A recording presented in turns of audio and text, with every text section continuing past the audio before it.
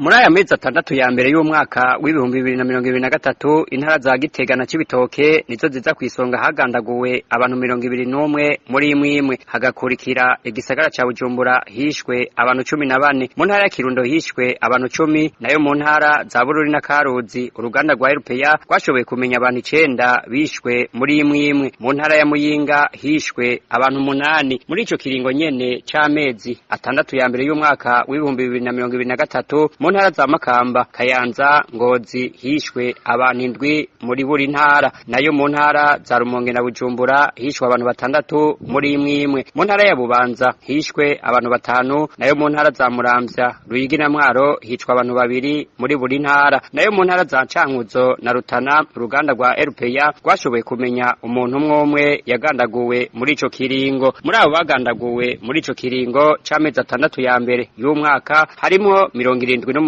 batowe ari biziga abandi 48 bicwa batemagujwe imipanga muri bo harimo abishwe bakerewe muri ico kiringo nyene harishwe abana 18 hamwe n'abakenyezi 21 muri abo bakenyezi harimo abishwe babanje gushurashutswa ku nguvu abandi nabo batogwa bakerewe amazosi.